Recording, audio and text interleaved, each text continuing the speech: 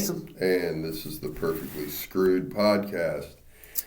Oh, I don't know what episode this is, nor do I care. It's early. Jason, you said you're tired. It's, yeah, I mean, at this point, it's well over 100 episodes, so. Yeah, we're going near 120 at this point. Yeah. And have 3 downloads a week. Wee-haw. All right. All right. Hey, we're up 1 from our norm. Man, that's 3, like... Hey, we're up 1 from our norm, okay? We've, like I told you, for a long time, since we came back, we've had 2 just diehard fans. I mean, every week, no matter what, these 2 motherfuckers... And it'll spike occasionally. We'll get 10, we'll get 5, and then we're back down to the 2 diehards. I don't know who they are, but they're ride or die. We love them. They're ride or die. Yeah. They run it till the wheels pop off. But lately we've had a 3rd and a 4th here and there. So we're seeing if we can keep 2 more. Hell, we're gaining momentum. Maybe by the Christmas special we'll be back up to 100. Yeah. You remember those days? 150, 200 people downloading in other countries and shit. We were rolling there for a minute. But the problem is, and I've always said this, is that there's too many celebrities doing podcasting now. Oh, yeah. It's really flooding the market because you got I mean, you got Jason Alexander off of Seinfeld. He has a podcast. You got fucking Theo Vaughn. He has a podcast. You got Joe. I mean, every celebrity has a podcast. Who doesn't? So it's like, for us independent guys, we're getting just reamed. I mean... We need a celebrity.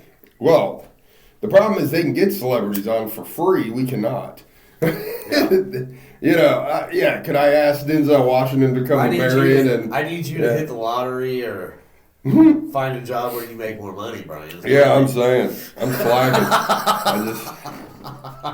I mean, I can't get Denzel to come to Marion. I'm sorry, Jason. I wish I could, but he's not answering my calls. Yeah. I tried to talk to Dan Aykroyd. He said, fuck you. It's just, He wasn't having it. Yeah. How about you come land at the Marion Airport that only... well, we don't need him here physically. We can just get him to call in. Yeah. Which is still going to be thousands of dollars. Yeah. The problem is to get a hold of them, first of all, you got to go through security and their agents and Johnny and Bob and Michael and 3 other people just to get them on the phone. I mean, I'm sure if I talk to them in person, they might be willing. Probably not, but still. We need like a... I'm telling you, I got to start writing these serial killers again from prison. Yeah, that's what I was going to say. Seeing if one of these motherfuckers are let me talk to them. We need like a standard memo, letter to just send it out in bulk to everybody and just see if anybody bites. Because a serial killer that's sitting in prison that hasn't been talked to for years might be more willing to... Yeah. What are you doing? Yeah. I mean, you got time to kill. Yeah, he might be more willing to speak to us. And an interview like that could make you. It could. It could make you. I wonder if the Captain Phillips dude's still in Terre Haute. Well, we got one here. We got that one dude who choked a bunch of bitches out in Gary. I did an episode on him one time. I think it was one you weren't here for, but I forget his name. It was a horrible episode, by the way. It was just trash. But anyways, let's see. We're 4 minutes in at the moment. So, by the way, something we do have to bring back, because I've been publicizing our podcast on the old Facebook lately, and there's been a lot of Facebook people that are on our page that are joined, that are friends of ours,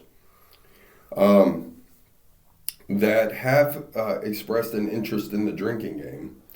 So it must be brought back. Okay. Well, I mean, anybody's free to play anytime they want. I'm saying, but... I would suggest having an entire 5th. Because if not, it's very possible throughout an episode that you run out of alcohol. I don't fuck up that often, sir. I mean, it's probably more than you think. I don't know. But if we want to bring it back, I mean, we can point them out. Yeah, we're going to have to point them out. And bring them back. Well, that's... Right now, I'm going to shoot coffee, all right? Because I have something to do here in a minute. But for all of you out there that are playing, and it's not 6:30 in the morning, you feel free to just go ahead and drink your beverage of choice while I fuck up. To explain the rules, it's real simple. If I fuck up a word, if I fuck up a phrase, if I don't say something correctly, whether Jason points it out, I point it out, or you just figure it out on your own, please feel free. Take yourself a shot or down a beer if you like. I mean, whatever you want to do. So, have you been following the Trump trials, dude? No, I don't follow at all. Oh my God. It's just, I don't really care about politics all that much because I figure you get fucked either way you go. Okay, no matter who's elected, you're going to get ass raped by our government. When is the vote for president? This November. Who are the nominees? Trump and Biden. So, yeah. I mean, it's getting... You got Weekend at Bernie's, who is who we got now. Like, we can't even find anybody new? Yeah, I know. Right. No, we got to dig up mummies to get... Is the president of the United States becoming that irrelevant? I mean, you've got... Okay, right now we got a guy in office that's... Let's be real. It's Weekend at Bernie's, dude. They tell him what to say... They put him up on stage.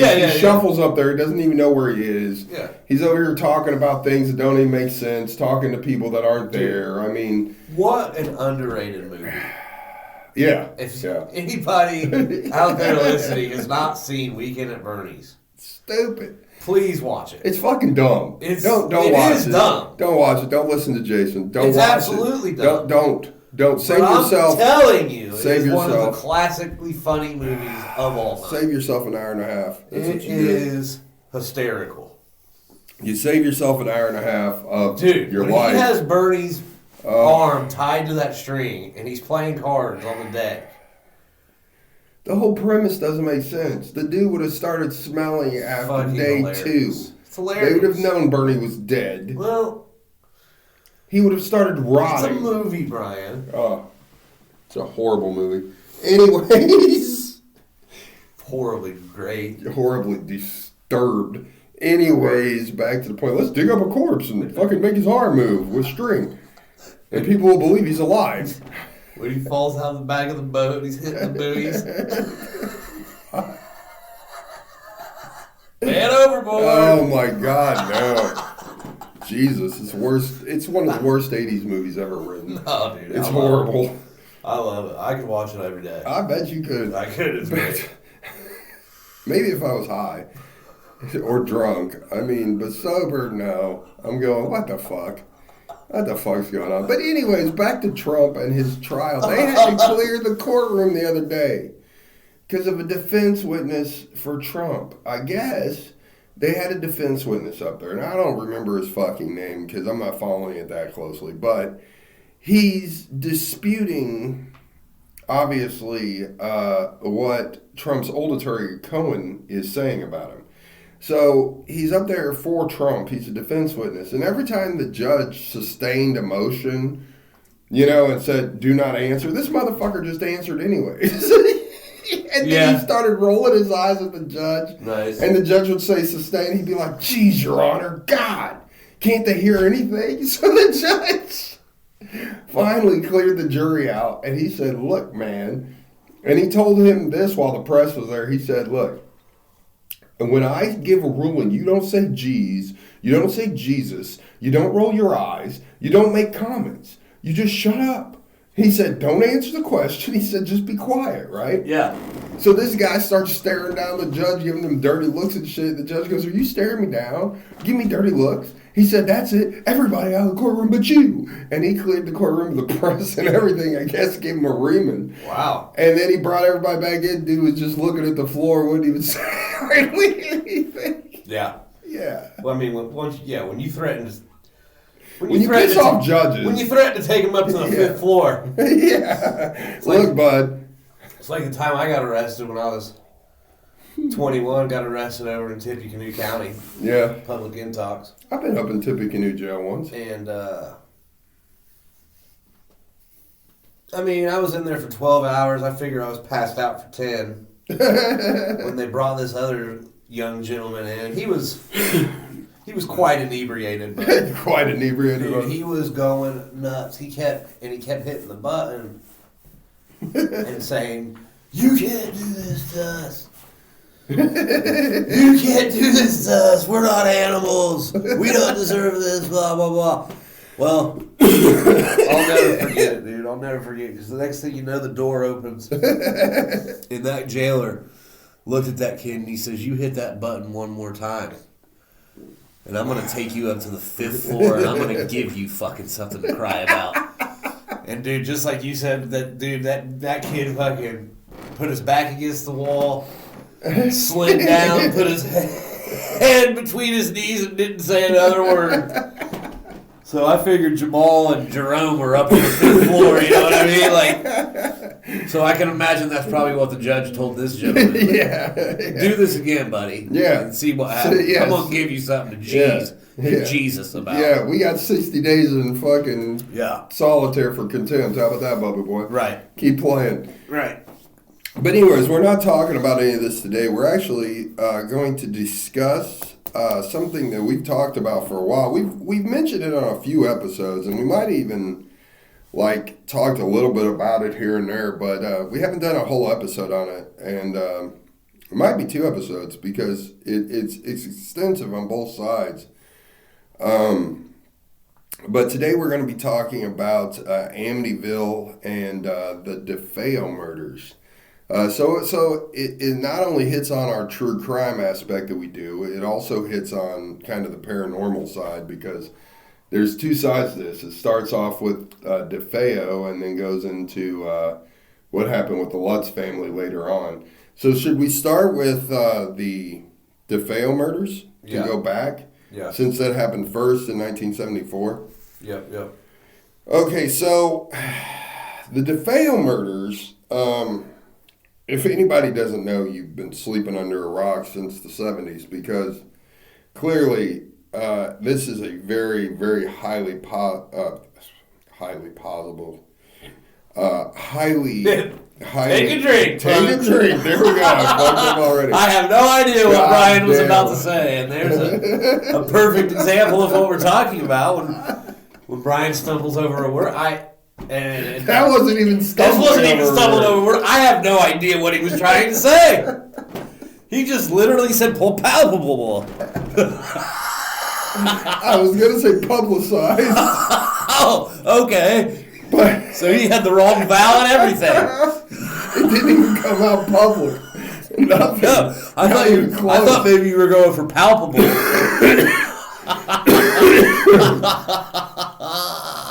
This has been a highly publicized event. Yes, it has.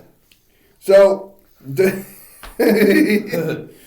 Ronald Joseph Defeo Jr., also known as Butch. I've tried to figure out. Dude, his mugshot, he cracks me up. Yeah. He looks like part of the Manson family. Yeah. He does. But I mean, it was the 70s. That's true. They all kind of look the same. So, in 1974, at right around between 3 and 4 is when they a.m. is when they say that he killed his family. They traced it back between 3 and 4. A lot of people, and Defeo himself said he was awakened at exactly 3:15 a.m. and that he heard a voice telling him to kill his family. Saw a figure give him a .35 caliber Marlin hunting rifle and told him to kill his whole family. He said the figure gave him the gun? Yes. Now, wow. Interesting little backstory on that. They can't prove, and they never have, how he got the gun. The gun was not registered in the house. They never actually found the gun. You don't actually believe that a spirit handed him a rifle? I don't know, but they could never figure out where he got it.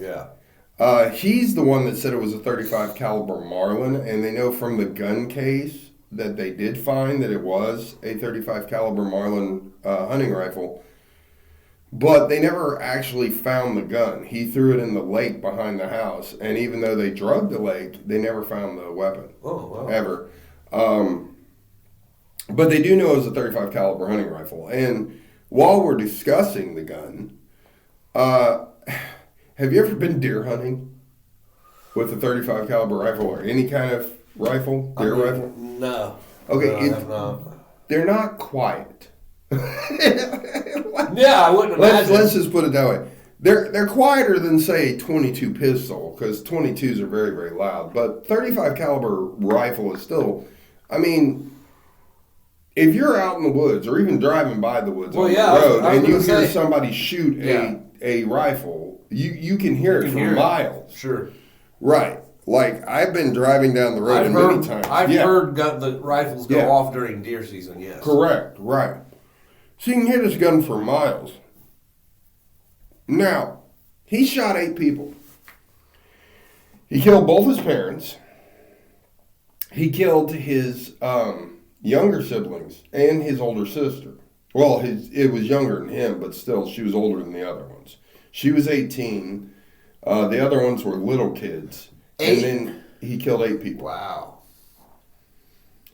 So he killed his whole family, all 8 of them. Then, by all accounts, threw the gun into the lake and drove away and went to work. Okay, worked a shift, came back home. I peed. Wow. Came back home, found his family dead, went nuts, ran into a local bar at this point after work and screamed, "Somebody shot my family." And that's when this whole thing took off. Then he finally admitted to doing it. At first he said it was a mob hit. And then he said then he came out with the real story that, which is his official version, is that a entity had been telling him for a while to kill his family. He'd heard voices in the house telling him to kill his family. He saw the figure give him the gun and told him to kill the family.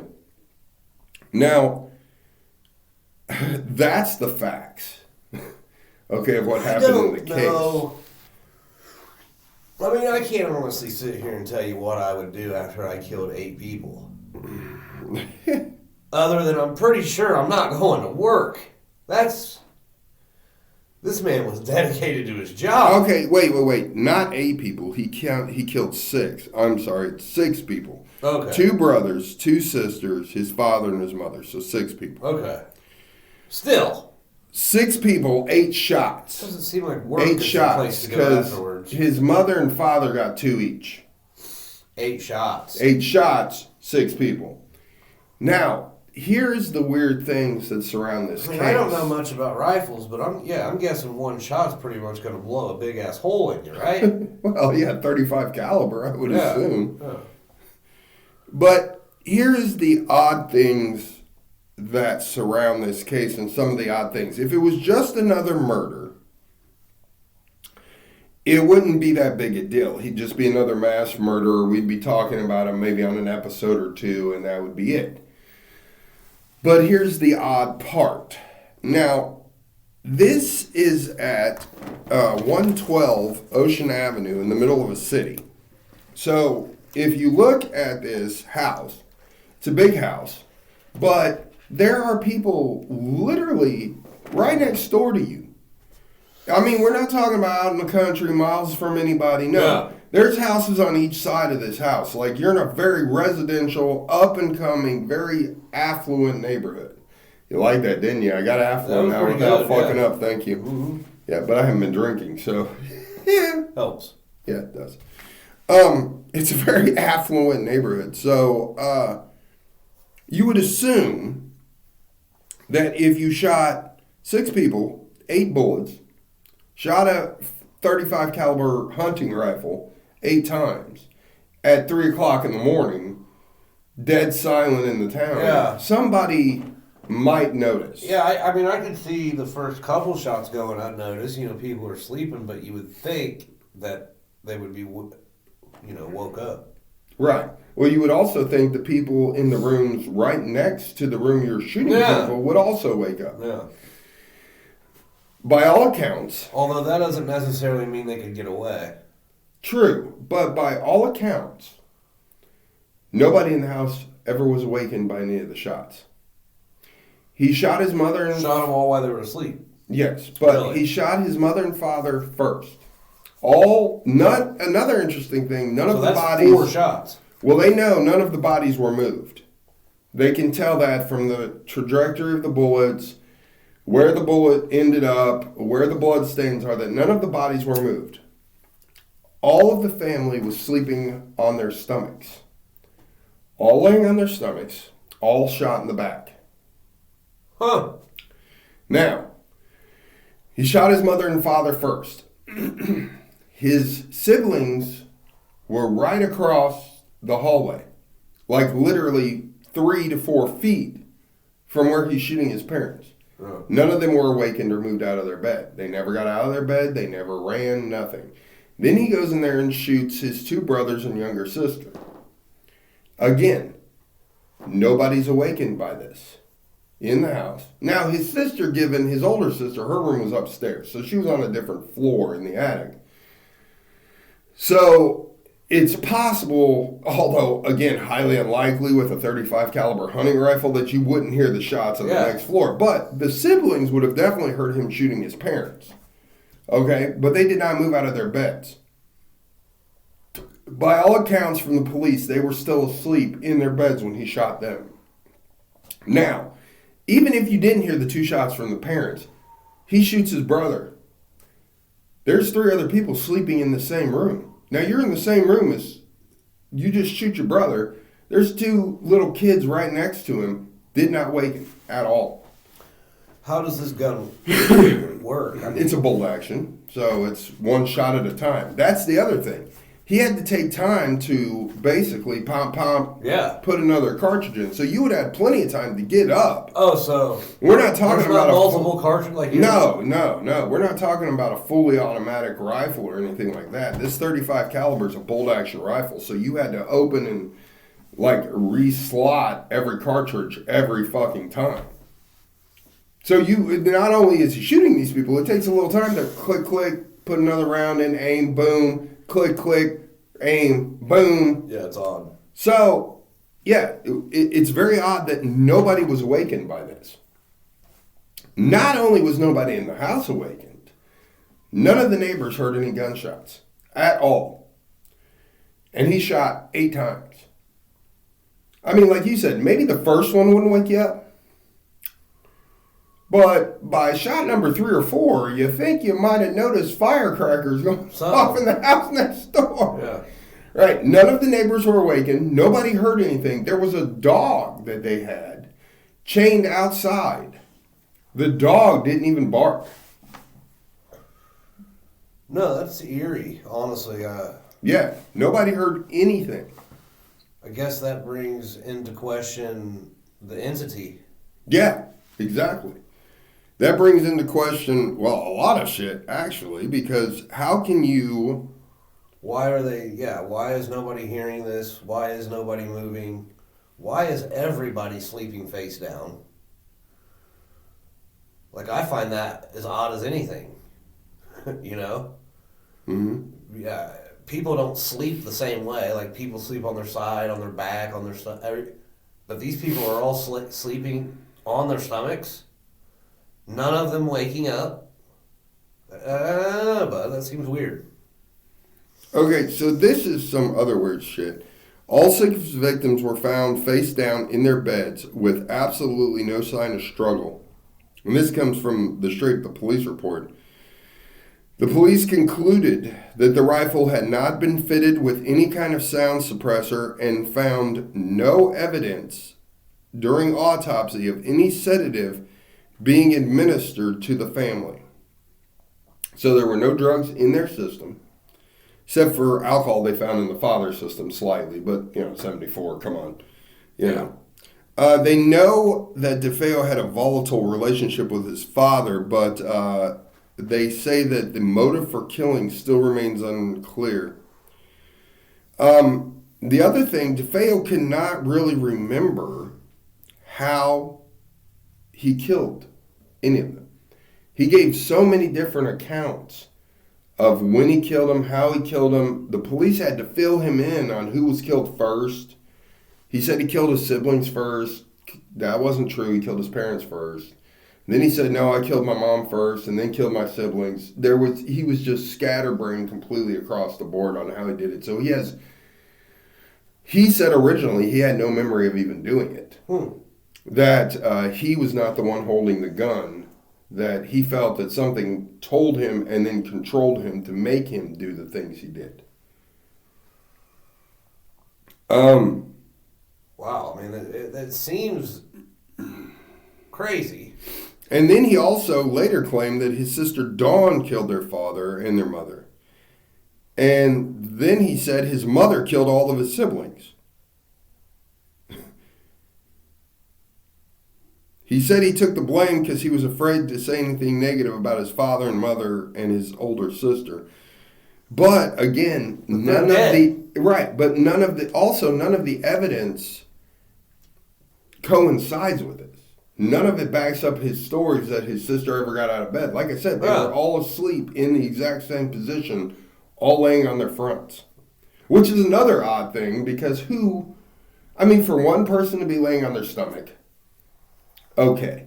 But for all of them to be laying in the exact same position and the bodies not to be ever touched is very odd. Another thing is they weren't laying on their stomachs with, say, their heads turned to their sides. Their faces were face down in the pillow. Which is another odd thing because that is not a natural position to be sleeping in. Oh, absolutely not. Correct. Because you can't breathe. I mean, even when you sleep on your stomach, you turn your head to the side. They were not. They were face down in the pillow laying on their stomachs. And again, there was proof that none of the bodies had been moved. There was not even fingerprints on the bodies of his. And like I said, so they know he didn't move the bodies. Nobody woke up. I mean, there's a lot of weird shit. Yeah, that's strange. Yeah, all of it is very, very strange. But anyways, this has been our episode on Defeo. On the next episode, we're going to talk a little more about Defeo, and we're going to go into the Lutz, the Lutz family, which makes this story even crazier. And the story gets way more out there, and almost the things that happened to the Lutz a year later almost kind of backs up what he said to begin with. So these two stories kind of always coincide because Defeo was 1974, the Lutzes moved in 1975, and they kind of back each other's stories up. Yeah. But we will see you next time. Later.